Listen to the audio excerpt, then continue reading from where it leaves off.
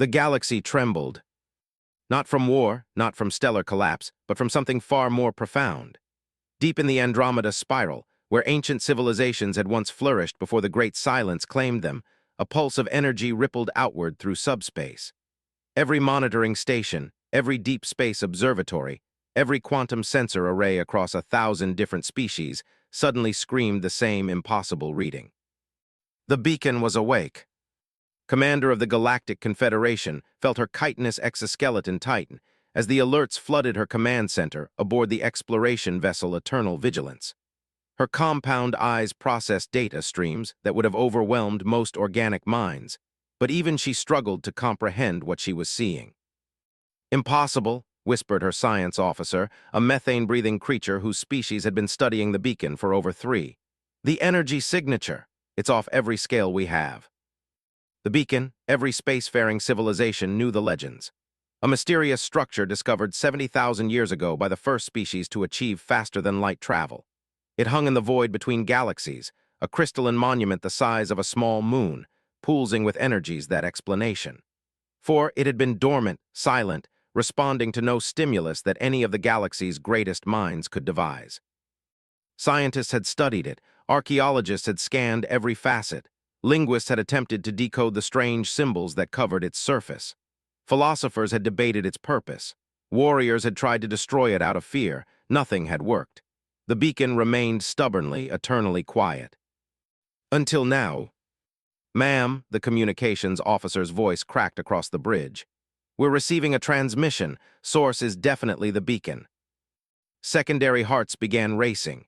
In all her cycles of service, through wars and first contacts and cosmic phenomena that challenged belief, nothing had prepared her for this moment. Put it through. The bridge fell silent except for the hum of life support systems. Then, cutting through the vacuum of space with impossible clarity, came a voice. Not a voice, exactly. Something that bypassed the ears entirely and spoke directly to the mind of every sentient being within a light-year radius. It spoke in every language simultaneously. Ancient, modern galactic standard, the clicking harmonics of the Silicon Collective, the empathic frequencies of the species, thousands of languages all forming the same single word. Humanity. The word hit the bridge crew like a physical blow. Several officers staggered. Others dropped to the deck. Herself felt her legs buckle as visions flooded her mind. Images of a blue world orbiting a yellow star, of bipedal creatures with soft skin and impossible determination, of ships that moved not through space but through the very fabric of reality itself. "Commander," the tactical officer's voice was strained. "The beacon, it's moving." On the main display, they watched in stunned silence as the ancient structure began to accelerate. Not with the slow, ponderous movement of a massive object, but with the fluid grace of something alive. It turned, actually turned, to face a specific direction in space, as if suddenly aware of exactly where it needed to go. "Ma'am, the Stellar Cartography Department is running calculations," reported the navigation officer. "Based on the beacon's heading, it's aimed at the outer rim of the Milky Way galaxy. Specifically, toward a system our long-range surveys designated as Sector 7831 Gamma." His mind raced. That sector had been marked as containing a G-type star with several planets, including one that showed signs of having once supported life. But the surveys were old, over 50,000 years old. The system had been written off as dead space after automated probes detected the extinction of its primary species. "Get me a direct line to Confederate command," she ordered, "and prep the quantum communication array for galaxy-wide broadcast. Every species, every government, every independent faction needs to know about this immediately." As her crew scrambled to follow orders, stared at the beacon's retreating form. Already it was accelerating beyond the capabilities of her ship to follow. Whatever technology powered that ancient structure was so far beyond current galactic science that it might as well have been magic. But it was the word that haunted her. Humanity. She had never heard of any species by that name, and her database contained records of over 10,000 different civilizations. Yet the beacon had awakened after 70 of silence to speak that single word with a reverence that made her soul ache. The communication array crackled to life as connection after connection was established across the galaxy. Soon, representatives from hundreds of species would be demanding answers she didn't have. The beacon had awakened, and with its awakening, everything they thought they knew about the galaxy was about to change. In the depths of space, the beacon continued its journey toward a small, seemingly insignificant system on the edge of nowhere. It moved with purpose, with urgency, as if racing against time itself. And deep within its crystalline core, ancient systems long dormant began to hum with power, preparing for a reunion that had been 70,000 years in the making. The galaxy watched and waited, unaware that they were about to witness something unprecedented in the history of consciousness itself. The return of a species that had left the universe forever changed by their passing, and whose legacy was about to reshape the very foundations of what it meant to be alive among the stars. Behind the beacon, gravitational waves rippled through space-time like the echo of a heartbeat, carrying a message older than most civilizations. They were coming home. The beacon had awakened, and it remembered everything. Most importantly, it remembered them. The species that had built it not as a monument or a weapon, but as a promise. A promise that no matter how far they traveled, no matter how long they were gone, they would always be able to find their way back to where it all began. The word continued to echo across subspace frequencies, picked up by every receiver in the galaxy. Humanity. And somewhere in the distant cosmos, something began to respond. The emergency council session had been in progress for 6 standard cycles, and tempers were running as hot as the plasma cores that powered their ships. Representatives from across the galaxy crowded into the Confederate Assembly Chamber, a massive space station that served as neutral ground for interspecies diplomacy. But neutrality was the last thing on anyone's mind. "This is clearly a weapon," roared Ambassador, his massive frame casting shadows across the chamber as he gestured with arms thick as tree trunks. The species had survived 3 galactic conflicts through sheer aggression and paranoia, and both traits were on full display. An ancient doomsday device finally activated. We should mobilize every fleet and destroy it before. "Before what?" interrupted Dr. Vex, her melodious voice carrying the harmonic undertones that marked her as one of the symphonic collective. "Before we lose the greatest archaeological discovery in galactic history. The beacon has been dormant for 70,000 years. If it wanted to harm us, don't you think it would have done so by now?" The chamber erupted in a cacophony of languages, clicking, singing, and electronic beeping, as dozens of species voiced their opinions simultaneously. High Coordinator Thane, an elderly being whose species had the thankless job of moderating these sessions, activated the harmonics field that forced everyone to speak one at a time. "Order," Thane's translated voice resonated through the chamber. "We are here to share information, not debate warfare. Science Officer Vex, please present your findings." Dr. Vex activated her holographic display, and the chamber filled with swirling galaxies and star charts. "Our deep space monitoring stations have tracked the beacon's trajectory. It's moving towards Sector 7831 Gamma in the Milky Way's outer rim. Our archaeological teams have already deployed to investigate what's there." "And what did they find?" asked Ambassador, her serpentine form coiled around a specialized platform. The Naga Confederation had always been cautious about ancient artifacts, having learned the hard way about technologies beyond their understanding. "A system with a single G-type star and 8 planets," Vex continued. "The 3rd planet from the star appears to be the beacon's destination. Our long-range scans show fascinating results." The hologram shifted to show a blue and green world, its continents partially obscured by swirling white clouds. Even through the static of long-distance scanning, it was clearly a garden world, the type of planet that could support a vast array of life. "The planet shows signs of having supported a technological civilization," Vex explained. "But here's what's strange. Our dating suggests that civilization ended approximately 50,000 years ago, right in the middle of what our historians call the Great Expansion, when hundreds of species were first reaching for the stars." Murmurs rippled through the assembly. Every species knew about the Great Expansion. It was the period when the galaxy had first been explored and settled. But it was also marked by mysterious disappearances. Entire civilizations that had achieved spaceflight would simply vanish. No wars, no evidence of destruction, just empty worlds and silent space. "What happened to them?" asked the representative from the crystalline hierarchies, their translated thoughts ringing like wind chimes. "Unknown, but our archaeological survey team found something interesting in the outer system." Vex manipulated the display to show the edge of the solar system. Massive structures, ancient shipyards by the look of them, but built on a scale we've never seen before. And they're not abandoned, they're deliberately dismantled. Dismantled how? Ambassador leaned forward, his warrior's instincts engaged. Carefully, methodically, as if whoever built them took everything apart piece by piece and left. But that's not the most interesting part. Vex's display shifted again, showing readings that made several representatives gasp. We detected quantum signatures consistent with faster-than-light technology, but not any FTL we recognize. The energy pattern suggests something that doesn't just move through space. It moves through something else entirely. High Coordinator Thane raised a manipulator for silence. Dr. Vex, are you suggesting this? Humanity developed a form of travel superior to current galactic technology. I'm suggesting they developed something we can't even understand. Our fastest ships require massive generators and exotic matter to punch holes through space-time.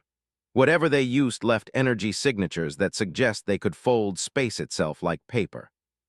The chamber fell silent as the implications sank in. If an unknown species had achieved such technological advancement 50,000 years ago, where were they now? And why had the beacon, dormant for so long, suddenly awakened to call their name? There's more, Vex continued, her voice dropping to almost a whisper. On the planet's surface, our teams found ruins, not destroyed, carefully preserved. And in the center of what appears to have been their primary city, there's a message. The hologram shifted to show an aerial view of vast ruins stretching to the horizon. Gleaming structures that had weathered 50,000 years without decay, arranged in patterns that spoke of incredible engineering and artistic vision. At the center stood a single tower, its peak reaching into the clouds. The message is carved into the tower in over 300 languages. Most we don't recognize, but several match extinct civilizations from our historical records. The message is simple. We go beyond the veil, but we will return when the galaxy needs us most. Until then, the beacon waits and watches and remembers. Ambassador uncoiled slightly, her species equivalent of a sharp intake of breath. They left deliberately. This humanity, they chose to leave. But where did they go? Demanded. And why is their beacon activating now? Before anyone could answer, alarms began blaring throughout the chamber. The emergency communication system crackled to life with a voice thick with panic. Confederate command to assembly chamber. We're detecting massive spatial distortions near the beacon's trajectory. Something's happening in Sector 7831 Gamma. The chamber's main display immediately switched to show a real-time feed from their most advanced observation post. The image was grainy and distorted by distance, but they could clearly see the beacon approaching the edge of the human solar system. As they watched, the ancient structure began to pulse with brilliant light. Then space itself began to tear. Not the controlled rips of standard FTL travel, but something far more profound. Reality seemed to fold and twist around the beacon, creating patterns of light and shadow that hurt to look at directly. Through the tears in space-time, they caught glimpses of something impossible. Stars arranged in patterns that didn't exist, galaxies twisted into shapes that physics, and in the distance, barely visible through the cosmic storm, the outline of ships. Ships that dwarfed the beacon itself. By the ancient codes, whispered High Coordinator Thane, they're coming back. The transmission cut to static as the spatial distortions overwhelmed their sensors. In the silence that followed, every being in the chamber understood that the galaxy was about to change forever. After 50,000 years of absence, humanity was returning. And they were bringing with them technologies that would make the rest of galactic civilization look like children playing with sticks and stones. The question was no longer where humanity had gone, but what they had become during their long journey beyond the veil of known reality, and whether the galaxy they returned to would survive their homecoming. Captain had commanded first contact missions for over 40 standard years, but nothing in her extensive training had prepared her for this moment. Her ship, the diplomatic venture, hung in space at the very edge of what used to be called the Sol system, watching as reality itself seemed to rewrite the laws of physics. The spatial distortions had stabilized into what could only be described as a doorway, a massive portal that stretched across light years of space, its edges crackling with energies that her ship's sensors couldn't even classify. Through it, they could see glimpses of impossible things, stars burning with colors that shouldn't exist, structures that span the gaps between galaxies, and the silhouettes of vessels that challenged every assumption about what ships could be. "Ma'am," her communications officer, a nervous whose feathers kept shifting colors with anxiety, spoke in hushed tones. "We're receiving a transmission. It's in perfect galactic standard." Felt her heart skip a beat. Galactic standard had only been developed in the last 10,000 years, long after humanity had supposedly vanished. How could they know it? "Put it through," she ordered, settling back in her command chair. Around her, the bridge crew tensed. They were the closest ship to the phenomenon, making them the de facto first contact team for what might be the most important meeting in galactic history. The main screen flickered, then resolved into an image that made the entire bridge crew gasp. A human face looked back at them, unmistakably human if the archaeological records were accurate, but somehow more.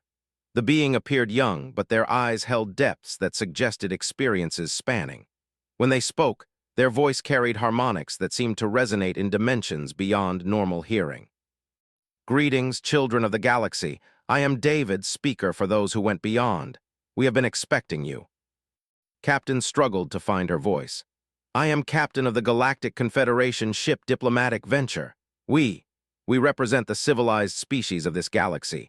We've been trying to understand what happened to your people, why the beacon suddenly—" "The beacon called to us because it sensed the galaxy was ready," David interrupted gently. "Ready for the next phase of existence. Tell me, Captain, how many species in your confederation have transcended their biological limitations?" The question caught off guard. "Transcended? I'm not sure I understand." David's expression grew thoughtful, almost sad. "Ah, then you are still early in your development. No matter, we have much to teach and time to teach it. May we approach? Our ships are substantial. We don't want to cause alarm." Glanced at her tactical officer, who was staring at his displays in apparent shock. "Captain," he whispered, "I'm reading massive objects emerging from the portal, but they're not registering as solid matter. It's like they're partially phased into another dimension." "Permission granted," replied, though she wasn't sure she had any real choice in the matter. If beings who could tear holes in spacetime wanted to approach, what could possibly stop them? What emerged from the portal every preconception about spacecraft design. The vessels weren't built. They were grown, or perhaps dreamed into existence. They flowed through space like living things, their surfaces rippling with patterns of light that seemed to respond to thought itself. The largest was the size of a small moon, yet moved with the grace of a butterfly. "Magnificent," breathed her science officer. "Captain, I'm not reading any engine signatures, no energy sources we can identify. It's as if they're moving space around them instead of moving through it." The human ship, if it could be called that, settled into a synchronized orbit with the Diplomatic Venture. As they watched, a section of its hull simply opened, revealing an interior that seemed to contain entire ecosystems under artificial skis. "We would like to invite a delegation aboard our vessel," David continued, his image now accompanied by technical schematics that appeared directly on their bridge displays without any visible transmission. "We have much to discuss about the state of the galaxy and the challenges you will face in the coming cycles." "Challenges?" asked, though part of her already dreaded the answer. David's expression grew grave. "Captain, your species have done admirably well in our absence. You've built a confederation, maintained peace, explored the stars. But you've also awakened something that has been sleeping in the void between galaxies, something we put to sleep 50,000 years ago before we left." The bridge fell silent except for the hum of life support. Finally found her voice. "What kind of something?" "The Devourers, a species, if you can call them that, which consumes consciousness itself. They feed on the spark of awareness that makes life meaningful. 50,000 years ago, they nearly consumed this entire galaxy. We stopped them, but the cost—" David paused, and for a moment his composure cracked, revealing glimpses of ancient pain. "The cost was everything we were." "But you survived," protested. "You're here now." "We transcended, became something beyond physical form, beyond individual consciousness. We exist in the spaces between thoughts, in the quantum foam of reality itself. It was the only way to gain the power necessary to fight the Devourers and win." Felt a chill that had nothing to do with the ship's temperature. "And they're returning." "They never left, Captain. They've been sleeping in the void, slowly rebuilding their strength. Our sensors, which can perceive across multiple dimensions now, have detected their awakening. They will reach this galaxy within one standard galactic year. The implications hit the bridge crew like a physical blow. Several officers swayed in their seats, and herself had to grip her armrests to keep steady. "What do you need from us?" she asked, her voice barely above a whisper. David's expression softened with what might have been pride. "Nothing, Captain, everything. We need you to remain who you are, individual, unique, gloriously alive. The Devourers consume consciousness by convincing it to surrender its individuality, to merge with them. They offer peace, unity, an end to loneliness and struggle. Most species find that offer irresistible. But not humans." For the first time, David smiled, and in that smile was the echo of every human who had ever impossible odds. "Never humans. We are too stubborn, too contrary, too gloriously chaotic to ever surrender our individual selves. Even when we transcended, we remained distinctly human. That's why we left, not just to grow powerful enough to fight the Devourers, but to learn how to teach other species to maintain their identity in the face of ultimate temptation." Straightened in her chair, feeling something spark within her, a defiance she hadn't known she possessed. "What do we need to do?" "Learn, grow, become more than you are while remaining exactly who you are." It sounds contradictory, but that's the human way, embracing paradox and making it work through sheer bloody-minded determination. The transmission began to fade as David prepared to end the communication. "Captain, in the coming cycles, your people will face tests that will shake the very foundations of what you believe about existence. Remember this conversation. Remember that being unique, being individual, being gloriously, chaotically alive is not a weakness. It's the greatest strength in the universe." As the connection ended, stared at the impossible human ship floating beside them. Around her, the bridge crew slowly began to process what they had learned. The galaxy's greatest mystery had returned, bringing with it both salvation and the promise of trials unlike anything their species had ever faced. But for the first time since the beacon had awakened, felt something other than fear. She felt hope. Humanity had returned, and with them came the promise that no matter how dark things became, no matter how impossible the odds, someone would always be stubborn enough to fight back.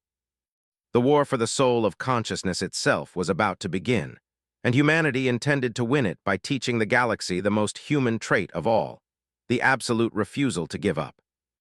The first attacks came not as explosions or energy beams, but as whispers. Commander felt it first during the night cycle aboard the Eternal Vigilance, a gentle tugging at the edges of her consciousness that felt almost like a childhood lullaby. In her dreams, she saw visions of unity, herself merged with something vast and beautiful, no longer alone with her fears and doubts, no longer bearing the crushing weight of command decisions. She woke with tears streaming down her carapace, and the absolute certainty that something was terribly wrong. "All hands battle stations," she commanded, though she couldn't explain why. Around her, the ship's crew moved with unusual sluggishness, their movements dreamlike and distant. "Medical teams to all decks, something's affecting the crew." Doctor, the ship's chief medical officer, arrived on the bridge with her usual efficiency, but her eyes held a strange, distant quality. "Commander, I've been having the most remarkable dreams. Visions of perfect peace, where all the pain and isolation of individual existence melts away into something beautiful." Felt her blood chill. The Devourers. It had only been 3 cycles since the human fleet had arrived and begun their preparations, establishing training facilities and consciousness-shielding technologies throughout the galaxy. But apparently even 3 cycles had been too long.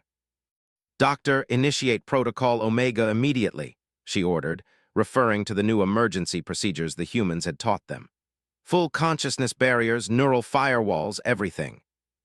"But Commander," Doctor protested, her voice carrying an odd harmonic that hadn't been there before, "why would we want barriers? The voices are so beautiful, so peaceful. They're offering us something wonderful."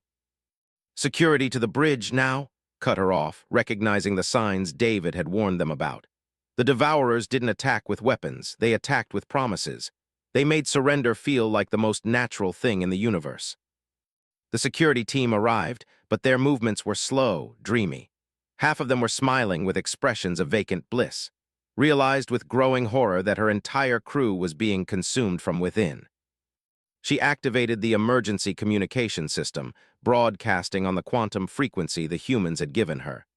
"This is Commander of the Eternal Vigilance to all human vessels. We are under attack by the Devourers. Repeat, We are under devourer attack." The response came immediately, David's voice cutting through the static with crystal clarity. "Acknowledged, Commander. We're detecting the psychic intrusion patterns across 17 sectors. The devourers are testing your defenses." "Testing? My entire crew is compromising themselves." "No, Commander, your crew is being offered a choice. The question is whether they have the strength to refuse it. Remember what we taught you, individual consciousness is not a burden, it's a gift. Hold on to that." Easy for him to say, thought grimly as she watched her tactical officer begin dismantling the ship's weapons systems while humming a melody that seemed to come from somewhere beyond the stars. The humans had transcended beyond individual form. They couldn't be tempted by offers of unity, because they had already achieved something greater. But for species still trapped in biological forms, the Devourer's promises were almost irresistible. "Commander," came a voice from behind her. She turned to see Ensign, one of her youngest officers, struggling against the same dreamy expression that had claimed the others. "I can hear them. They're beautiful. They're telling me about a place where I don't have to be afraid anymore, where I don't have to make decisions that might be wrong." "And what do you think about that, Ensign?" asked, her voice gentle but firm. Was quiet for a long moment, his expression flickering between blissful surrender and something harder, more determined. I think being afraid sometimes is okay. I think maybe making wrong decisions is better than never getting to make any decisions at all." "Hold on to that thought," commanded. "Hold on to it like your life depends on it, because it does." Throughout the ship, similar scenes were playing out. The Devourer's assault was subtle but devastating. They offered each being exactly what they most deeply desired. For the overworked engineer, they promised rest. For the lonely communications officer, they offered belonging. For the doctor struggling with difficult patients, they provided the peace of no longer having to make life-or-death choices. But slowly, gradually, crew members began to resist. Not through strength or superior technology, but through something uniquely individual, the stubborn refusal to give up what made them who they were. "Bridge, this is engineering," came a shaky voice over the comm. "Chief engineer here. I've managed to the consciousness barriers, but it's taking everything I have to resist. The voices. They're so kind." "I know," replied, "but kindness isn't the same as rightness. Hold your position." Across the galaxy, the same battle was being fought on thousands of ships, hundreds of worlds. The Devourers had emerged from the void between galaxies with a hunger that had been growing for 50,000 years, and they were offering every conscious being the same terrible gift, the peace of surrender. Most disturbing of all, some were accepting. Received reports of entire colonies that had simply stopped. Their populations stood in perfect formation under alien skis, their faces turned toward space with expressions of transcendent joy, no longer individuals but components of something vast and alien. "Human command, this is Commander. We need support. We're losing entire worlds." "Negative, Commander," came David's reply, and there was steel beneath his gentle tone. "This is exactly what we expected. The Devourers always start with the easy targets, those who are already tired, already broken, already looking for an excuse to stop fighting. But you notice who they're not targeting." Paused, running tactical analyses in her mind. The frontline military ships, the exploration vessels, the fighters, the stubborn ones, the beings who chose difficult paths when easier ones were available. The Devourers can't consume what won't be consumed. Every being who refuses them makes the galaxy a little bit stronger. As if summoned by their conversation, the main display suddenly filled with an image that made the entire bridge crew stagger. A Devourer ship materialized in space before them, if ship was the right word. It was more like a living shadow shaped into a form that suggested rather than showed, its presence creating ripples in space-time that hurt to perceive directly. But what made it truly terrifying was not its size or its impossible geometry.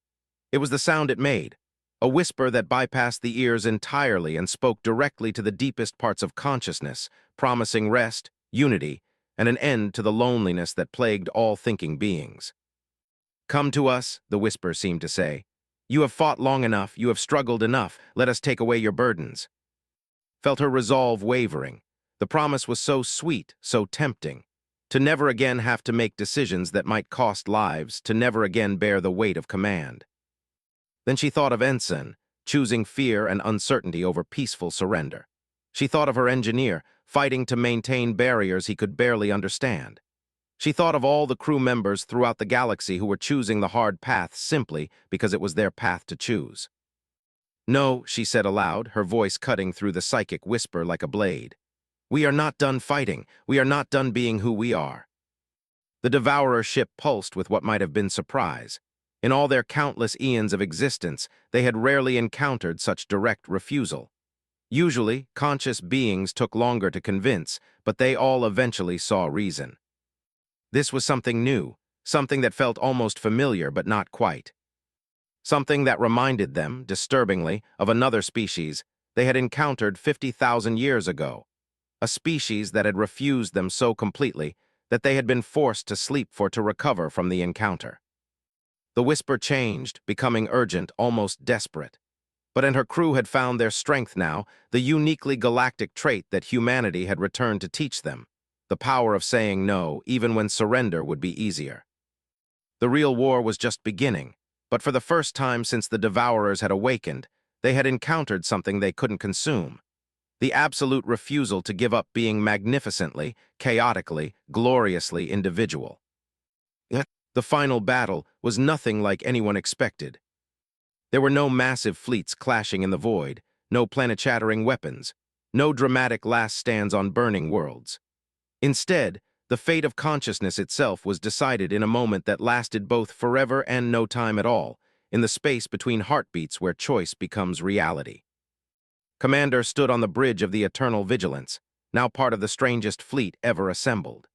Human vessels that existed in multiple dimensions flanked ships from hundreds of species, each one crackling with the newly installed consciousness barriers that had become the galaxy's last defense against the Devourer's whispers. But the barriers weren't the real protection. The real protection was something far more precious and far more fragile, the choice to remain stubbornly, chaotically individual. "All ships report ready," her communications officer announced. The crew looked tired, worn down by cycles of fighting psychic intrusions, but their eyes held something that hadn't been there before the Devourers arrived: absolute certainty about who they were. "Human command, this is Commander. We're as ready as we can be." David's image appeared on the main screen, but he looked different now. The transcendent calm he displayed during their first meeting was cracked around the edges, showing glimpses of very human determination underneath. "Commander, what we're about to attempt has never been tried before.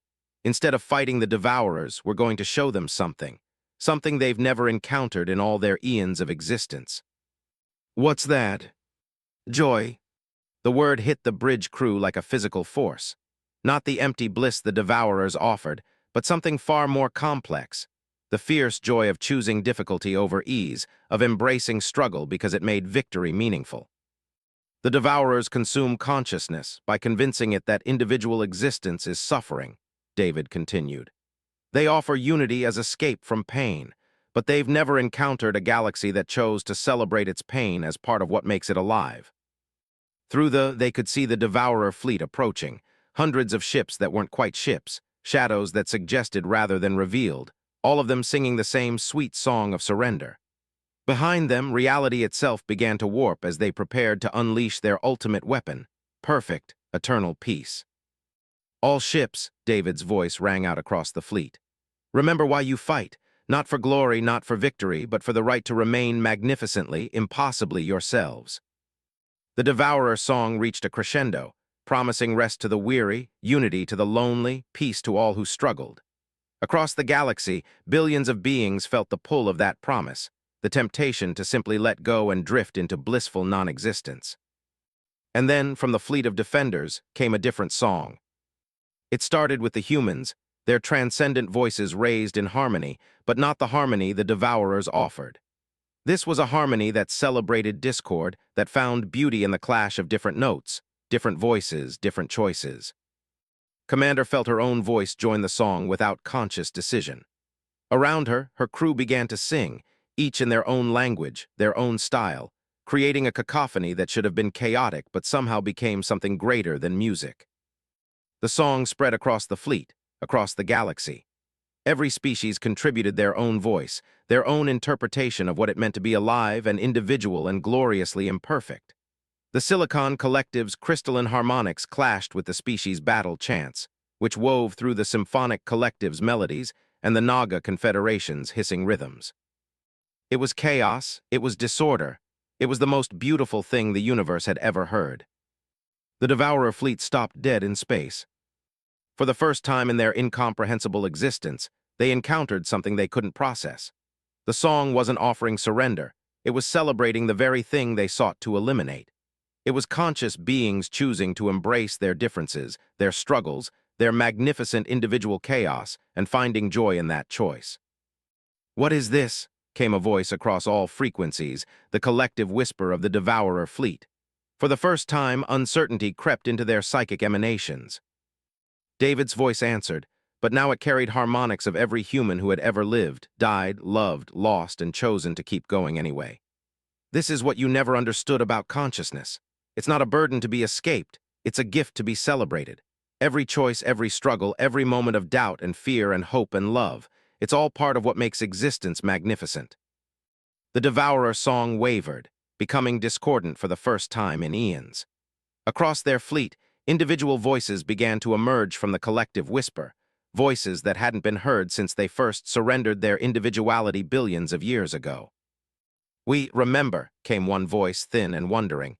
"We remember choosing, we remember being ourselves." The song from the Galactic fleet grew stronger, more complex, as if responding to the awakening voices among the Devourers. And impossibly, some of the Devourer ships began to sing along, not with the sweet promise of surrender, but with the chaotic joy of choice. "This is impossible," another Devourer voice protested, but even that protest carried notes of individual personality. "We transcended individual existence. We achieved perfect unity." "You achieved perfect emptiness," found herself saying, her voice somehow carrying across the cosmic distances. "You chose the easy path and called it enlightenment, but we choose the hard path because it's ours to choose." The battle reached its climax not in violence, but in revelation. As the song continued, more and more Devourer ships began to break away from their fleet formation, their crews remembering what it felt like to be individuals rather than components of a vast, empty unity.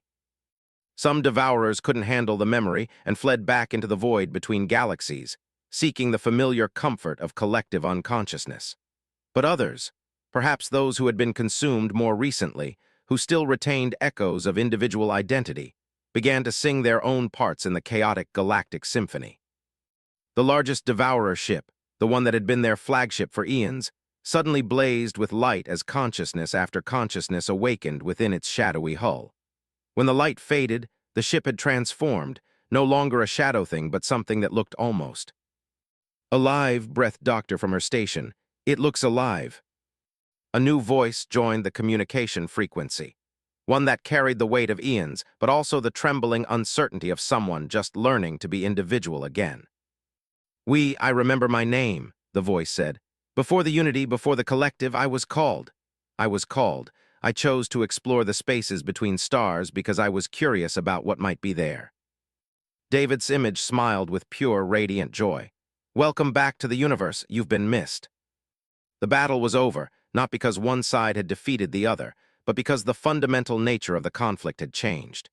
The Devourers who could remember individuality began the long, difficult process of rediscovering who they had been before they surrendered to unity.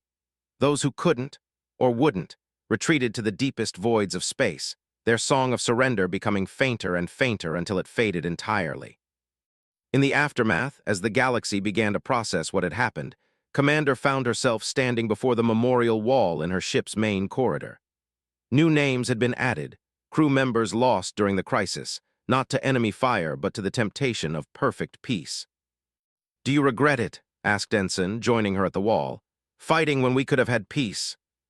Considered the question seriously. The Devourer's offer had been real, an end to struggle, to pain, to the constant difficulty of choice. But looking at the names on the wall, she realized that those crew members had chosen their sacrifice, had chosen to resist even knowing the cost. "No," she said finally, "I don't regret it, because what they offered wasn't really peace.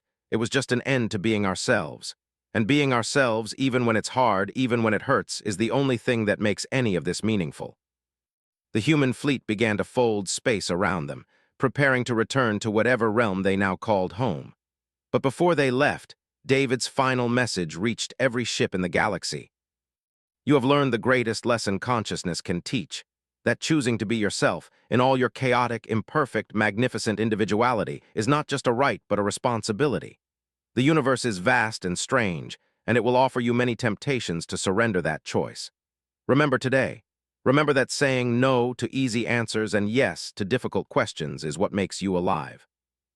As the human ships vanished into dimensions beyond normal perception, they left behind a galaxy forever changed.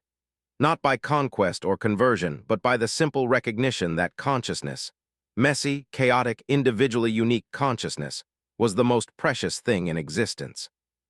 The beacon, its purpose finally fulfilled, settled into a slow orbit around Earth's sun, pulsing gently with satisfied light. It had waited 70,000 years to deliver its message, and now that message had been heard and understood by an entire galaxy. Humanity had returned not as conquerors but as teachers, showing the universe that the greatest victory was not the defeat of enemies, but the choice to remain gloriously, stubbornly, magnificently themselves. In the depths of space, the song continued. A billion voices in chaotic harmony, each one unique, each one choosing moment by moment to celebrate the beautiful difficulty of being alive among the stars. The galaxy trembled. Not from war, not from stellar collapse, but from something far more profound. Deep in the Andromeda spiral, where ancient civilizations had once flourished before the Great Silence claimed them, a pulse of energy rippled outward through subspace. Every monitoring station, every deep space observatory, every quantum sensor array across 1,000 different species suddenly screamed the same impossible reading. The beacon was awake.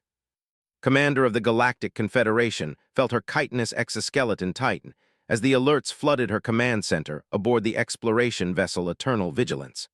Her compound eyes processed data streams that would have overwhelmed most organic minds, but even she struggled to comprehend what she was seeing.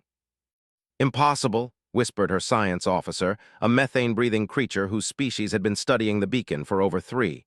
The energy signature. It's off every scale we have. The beacon, every spacefaring civilization knew the legends.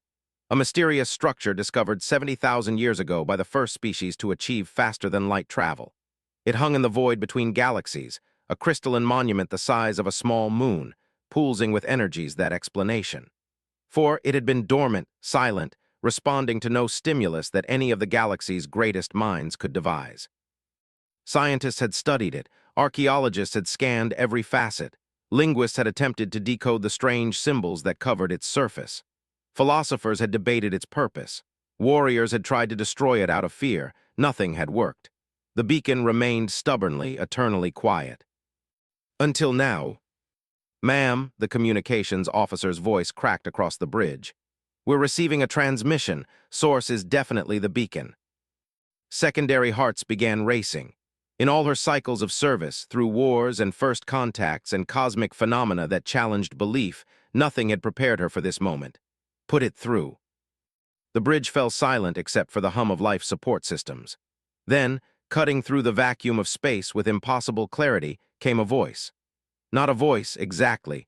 Something that bypassed the ears entirely and spoke directly to the mind of every sentient being within a light-year radius.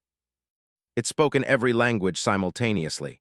Ancient, modern galactic standard, the clicking harmonics of the Silicon Collective, the empathic frequencies of the species, thousands of languages all forming the same single word. Humanity. The word hit the bridge crew like a physical blow. Several officers staggered. Others dropped to the deck. Herself felt her legs buckle as visions flooded her mind, images of a blue world orbiting a yellow star, of bipedal creatures with soft skin and impossible determination, of ships that moved not through space but through the very fabric of reality itself. Commander, the tactical officer's voice was strained. The beacon, it's moving. On the main display, they watched in stunned silence as the ancient structure began to accelerate.